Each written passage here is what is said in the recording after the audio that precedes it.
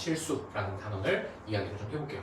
자, 중학교 1학년 과정과 그 다음에 중학교 2학년 1학기 과정을 거쳐서 우리가 배운 수의 체계를 한번 정리를 한번 해보면 처음에는 자연수를 배웠습니다. 그래서 1, 2, 3 이런 수들, 그리고 이제 중학교 1학년 때 0이라는 수, 그래서 처음으로 음수를 배우게 되죠. 그러면서 우리가 음의 정수라고 이야기를 해서 마이너스 1, 마이너스 2, 마이너스 3. 그러면서 우리가 이 자연수를 또 다른 이름으로 양의 정수라는 이름을 붙여서 우리는 이 세 개를 통틀어서 뭐라고? 정수. 그리고 이제 중학교 2학년 올라가서 뭐를 배운다? 유리수라는 걸 배운다. 그러면 그 유리수는 정의가 A분의 B꼴로 나타내지는 수. 맞나요? 네. 그런데 그 유리수 안에는 뭐가 들어있다? 정수가 들어가 있더라 라는 것까지 이렇게 정리를 했었고요. 그리고 순환소수 배웠었다, 그치? 그래서 우리 순환소수를 배울 때 순환소수를 배우기 전에 무한소수를 둘로 나눴었습니다. 순환하는 소수와 그 다음에 순환하지 않는 무한소수.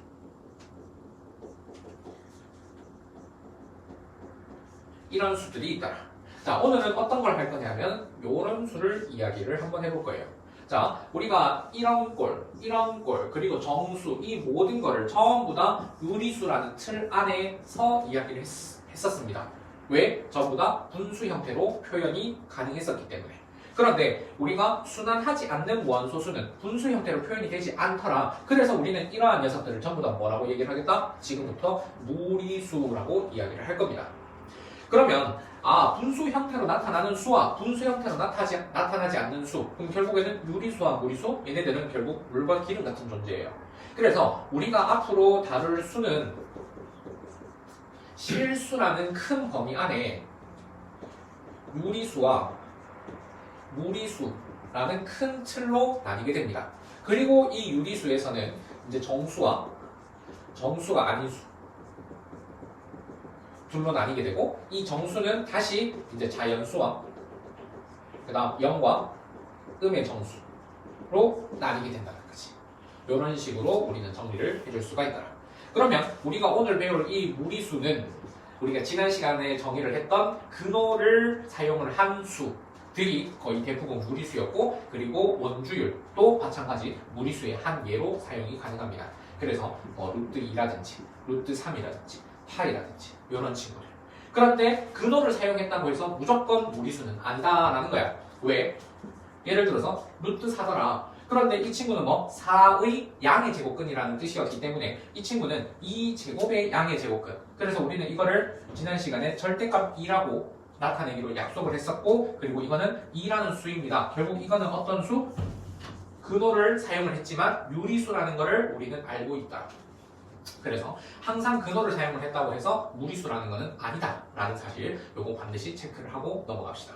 자, 그러면은 우리가 배우는 이 실수라고 하는 거는 전부 다 일직선상 위에 나타낼 수 있다라고 이제 약속을 합니다. 그래서 일직선상 위에서 0을 기준으로 해서 양수는 오른쪽에, 음수는 왼쪽에 표현을 하는데, 자, 1이 여기 있고 2가 여기 있고, 그러면 그 가운데 2분의 3이라는 수가 여기 있다라고 한다면, 자, 그러면 이제 우리가 나타낼 부분은 무리수는 그럼 이 수직선상에 어떻게 나타낼 건데 라고 하는 부분, 그게 이 단원의 핵심이에요. 자, 그 부분을 우리가 요거를 좀 지우고 다시 이야기를 좀 해볼게요. 자, 그러면은 우리가 이제 제곱근을 표현한 수를 수직선상에서 한번 나타내보자. 일단 가장 간단한 루트 2부터 한번 나타내볼게. 자, 우리는 피타고라스 정리를 배웠습니다. 그리고 루트 2라는 수는 정사각형을 한 변의 길이로 뒀을 때, 그러면 대각선의 길이가 루트 2더라. 이 사실. 그러면 이 루트 2를 그대로 부채꼴을 그려서 내린다. 그러면 여기가 루트 2가 되겠구나. 그리고 그 수가 1과 2 사이에 있는 수입니다. 이거는 지난 시간에 얘기했듯이 대소관계 비교를 할 때 제곱을 했을 때 요 사이에 있는 애네. 그러면 2는 루트 2는 어떤 거? 2보다는 작지만 1보다는 큰 수입니다. 이렇게 체크가 가능해집니다. 하나만 더 해볼게요. 만약에 내가 루트 5를 나타내고 싶더라. 그러면은 내가 한 변의 길이가 1이고 그 다음에 세로 길이가 2인 직사각형의 대각선의 길이가 루트 5더라. 그리고 얘가 부채꼴을 그렸을 때 이렇게 부채꼴을 그렸을 때 이 반지름의 길이가 루트 5더라. 이렇게. 그럼 이 루트 5는 어떤 정수 사이에 있는가를 생각을 해볼 때 이 친구 제곱해주면 5더라는 거지. 그러면 제곱수 중에 5보다 작은 게 2. 얘보다 큰 게 3. 왜? 제곱하면 9니까. 요 사이에 있더라. 그래서 얘는 2와 3 사이에 있는 무리수더라. 이런 식으로 표현을 해줄 수가 있습니다. 자, 하나 더 응용해 볼게요. 만약에 이제 내가 나타내고 싶은 수가 1 더하기 루트 2다. 그러면 아까는 0에서부터 시작을 했다면 이번엔 1에서부터 정사각형을 하나 그리는 거예요. 그리고 루트 2를 부채꼴을 이용을 해서 내리는 거지. 그러면 얘가 2와 3 사이에 루트 2가 있더라. 왜? 루트 2라고 했는 게 아까 1하고 2 사이에 있는 것만큼 얘가 대략 1점 얼마 얼마인 수니까 그럼 1 더하기 루트 2라고 하는 거는 1 더하기 루트 2라고 하는 거는 그럼 1 더하기 1점 얼마 얼마인 수니까 결국 2점 얼마 얼마 정수 부분에 해당하는 부분 사이에 찍히겠구나. 이렇게 정리를 해줄 수가 있더라. 하나만 더. 요번에는 이제 1 마이너스 루트 2 1 마이너스 루트 2를 이야기를 하고 싶더라. 그럼 0, 1, 그 다음에 여기 마이너스 1 이렇게 정리를 해놓고 봤을 때 그럼 내가 1 마이너스 루트 2면 1에서부터 반대로 정사각형을 하나 그려라. 그러고 나서 얘를 부채꼴을 내리면 얘가 1 마이너스 루트 2는 여기 위치를 하겠네. 이런 식으로 정리를 해줄 수가 있겠습니다. 그래서 마이너스 플러스에 따라서 정사각형의 방향이 오른쪽인지 왼쪽인지 결정을 해줄 수가 있고 길이에 따라서 어떤 직사각형 혹은 정사각형을 사용을 해줄지 우리가 생각을 해주면 된다라는 거. 근데 이 직사각형을 생각을 해줄 때 가장 기본적으로 생각을 해줘야 되는 게 어떤 거? 피타고라스 정리라는 거. 예제 3번 같이 한번 볼게요. 자, 예제 3번은 점 C를 이렇게 내린 점을 Q 그 다음에 얘를 이렇게 내린 점을 P라고 이야기를 했어요.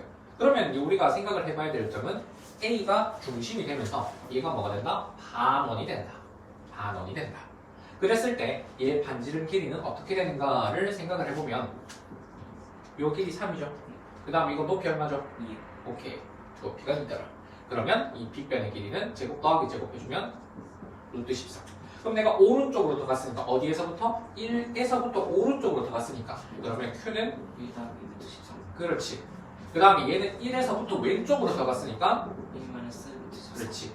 플러스와 마이너스는 방향을 나타낸다는 거. 요거는 나중에 속도, 가속도 관련된 고등학교 과정에서도 사용이 되는 내용입니다. 되겠죠?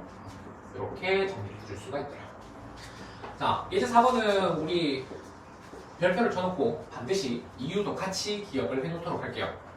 1번은 그럼 파이는 수직선 위에 대응시킬 수 있다라고 되어 있기 때문에 파이는 무리수이기 때문에 수직선 위에 있는 수들은 실수 전체에 있는 모든 수를 다 나타낼 수 있다라고 했죠. 그렇기 때문에 1번은 맞다.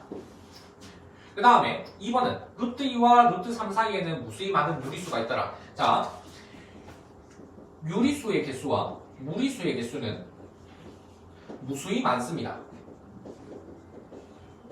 무수히 많기 때문에 우리는 어떤 무리수와 무리수 사이, 어떤 유리수와 유리수 사이에 있는 무리수의 개수는 어떤 거를 잡더라도 항상 무수히 많다라고 정의를 해요.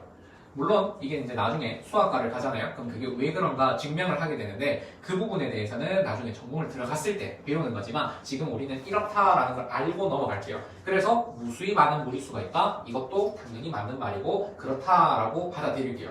그 다음 얘도 마찬가지.